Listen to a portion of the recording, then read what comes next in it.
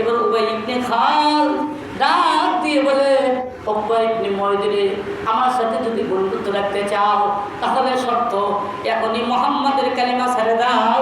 2 নম্বর হলো মুহাম্মাদের চেহারায় তুমি থুতু নিক্ষেপ করো। নাউজুবিল্লাহ। যদি এই 2টা কাজ করতে পারো তাহলে তোমার সাথে আমার বন্ধুত্ব থাকবে, নতুবা কোনো বন্ধুত্ব থাকবে না। উকবা ইবনে মুঈদ বলে, ঠিক আছে চলো মুহাম্মাদের দরবারে যাই, আমি তোমার সাথে বন্ধুত্ব রাখার জন্য যা করতে হবে তাই করব। তাফসীরের কিতাবের মধ্যে আছে উকবা ইবনে মুঈদ আর উবাই ইবনে খালদ দুইজনে নবীজির দরবারে যায়। নবীজি সাহাবাদেরকে নিয়ে বসে আছেন, এমন সময় দূর থেকে দেখতে পাই যে উকবা ইবনে মুঈদ আর উবাই ইবনে খালদ নবীজির কাছে আসতেছে। নবীজি তাদেরকে দেখে বৈঠক থেকে মজমা থেকে উঠে তাদের দিকে একটু আগানো শুরু করছে, হাঁটা শুরু করছে। নবীজি মনে করছে গতকাল উকবা ইবনে মুঈদ মুসলমান হয়েছে, আজকে মনে হয় তার বন্ধু উবাই ইবনে খালদ আমার কাছে মুসলমান হওয়ার জন্য আসতেছে। এই জন্য নবীজি তাদেরকে দেখে মুস্কি মুস্কি হাসতেছে। নবীজির উদ্দেশ্য ভিন্ন আর জালেমদের উদ্দেশ্য ভিন্ন। নবীজি তাদের কাছে গেল, যাওয়ার পরে উকবা ইবনে মুঈদ ডাক দিয়ে বলে, আব্দুল্লাহর বেটা মুহাম্মদ, গতকাল কালিমা পড়ছিলাম ঠিক, আজকে আমি তোমার কালিমা ছেড়ে দিলাম, মুরতাদ হয়ে গেলাম। এই কথা বলার পর দ্বিতীয় শর্ত নবীজি তাদের দিকে তাকায় আস। দ্বিতীয় শর্ত উকবা ইবনে মুঈদ নবীজিকে ঘৃণা করে নবীজির চেহারার দিকে থুতু নিক্ষেপ করছে। নবীজির চেহারার দিকে থুতু নিক্ষেপ করছে। বলেন তো এই দৃশ্য আল্লাহ দেখছে না দেখে নাই? জোরে বলেন। আওয়াজ নাই কেন? আরো জোরে বলেন, দেখছে না দেখে? আল্লাহ রাব্বুল আলামিন ওই থুতুটা ঘুরাইয়া নবীজির চেহারায় না মেরে উকবা ইবনে মুঈদের চেহারায় মারছে। সুবহানাল্লাহ বলেন। ওই চেহারায় ওই থুতু লাগার কারণে তার পুরো মুখটা একবার শেষ, জ্বলছে গেছে, ফোসা পড়ছে, চেহারা ফোসা পড়ছে। নবীজি কষ্ট পাইছে কিনা বলেন? বলেন বলেন, নবীজি কষ্ট পাইছে কিনা? নবীজি কষ্ট পাইছে। হায় হায়, গতকাল একটা উম্মতকে জাহান্নামের পথ থেকে জান্নাতের পথে নিয়ে আসলাম কালিমা পড়াইয়া, আজকে দেখি সে মুরতাদ হয়ে গেল, আবার জাহান্নামের পথে চলে গেল। নবীজি কান্না করতেছে, নবীজির চোখ থেকে পানি ঝরতেছে। আল্লাহ রাব্বুল আলামিন নবীজিকে সান্ত্বনা দেওয়ার জন্য সূরা ফুরকানের 27 ও 28 নম্বর আয়াতে কারিমা নাযিল করে দিল।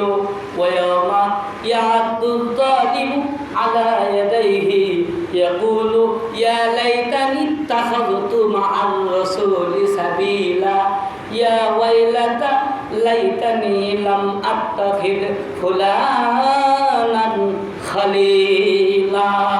আল্লাহু আকবার বলেন। আল্লাহ রাব্বুল আলামিন জিবরাইলের মাধ্যমে 2টি আয়াতে কারিমা নাযিল করে দিলেন, নবীজিকে সান্ত্বনা দিলেন। নবীজি আপনি কষ্ট পাবেন না। উকবা ইবনে মুঈদ সে আপনাকে কষ্ট দিয়েছে, এর দ্বারা তারই ক্ষতি হয়েছে। হাসরের ময়দান যেদিন কায়েম হয়ে যাবে সেই দিন উকবা ইবনে মুঈদ কাঁদবে কাঁদবে। আল্লাহ তাআলা বলছেন, ওয়ায়ামা ইয়াদুয যালিমু আলা ইয়াদাইহি ইয়াকুলু ইয়া লাইতানি ইত্তাখাযতু মা'আর রাসূলি সাবিলা।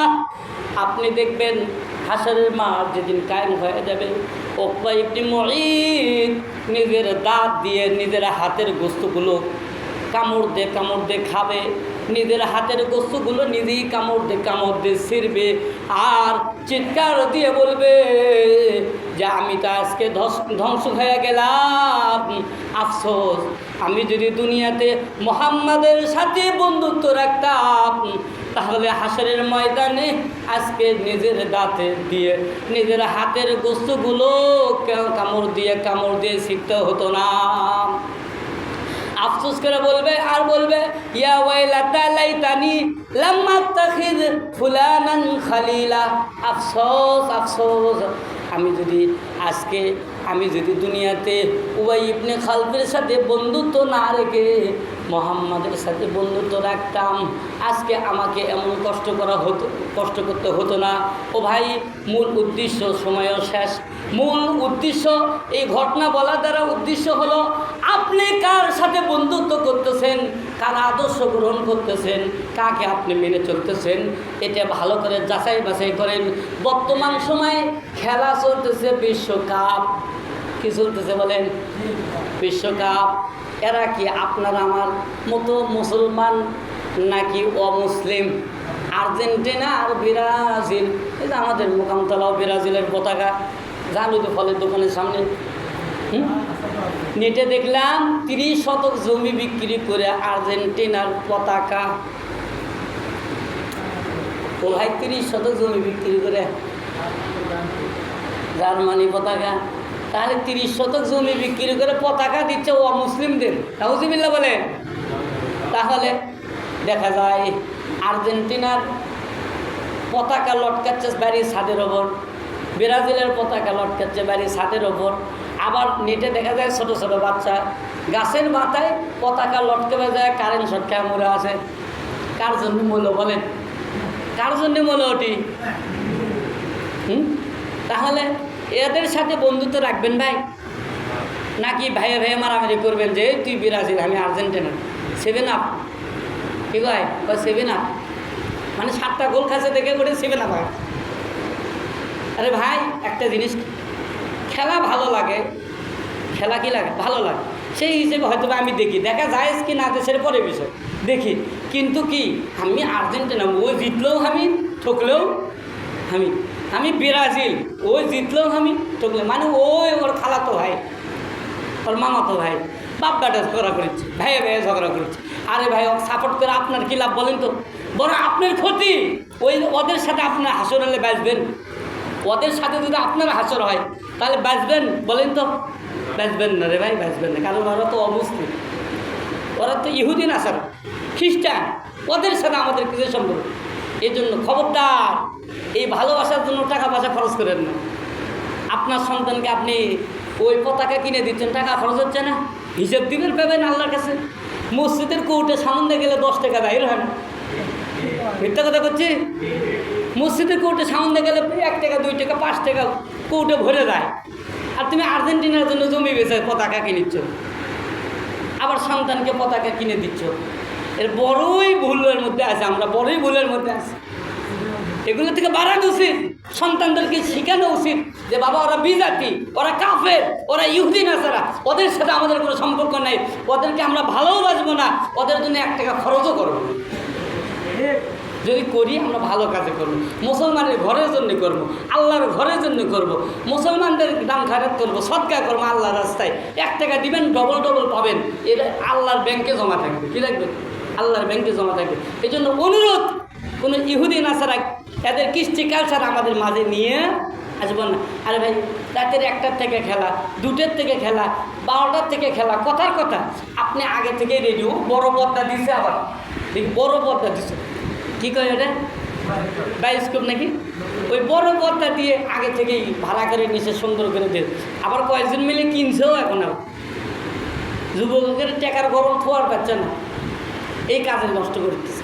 কত রাত দেখলেন আপনি আর্জেন্টিনার জন্য, ব্রাজিলের জন্য, অন্য অন্য দেশের জন্য। আরে ভাই, আপনি আজকেই মরেন তো ওরা কি আপনাকে কোনো উপকার করতে পারবে? এজন্য কার কখন আজরাইল দেখা হয়ে যাবে, কার কখন মরণ হবে, এটা কেউ জানে। যে কোনো সময় মরতে হবে, দুনিয়া ছেড়ে যে কোনো সময় চলে যেতে হবে। আমার কথায় কি আপনারা বেজার হলেন? জোরে বলেন। যারা কথা করছেন ওরা বেজার হচ্ছে। আপনি যদি বেজার হন তা বেশি করে দেখেন, আপনার ওদের সাথে আসর হবে আমার নাকি? আমার দায়িত্ব আমি বললাম, আল্লাহ তাআলা বন্যওয়ালা সন্নিওয়ালা সকলকে, এই সমস্ত ইহুদি নাসারাদের কৃষ্টি কালচার, তাদের ভালোবাসা আমাদের অন্তর থেকে বার করার তৌফিক দান করুক। সকলে বলেন আমিন। ওয়া আখিরি দাওয়ানা আলহামদুলিল্লাহ।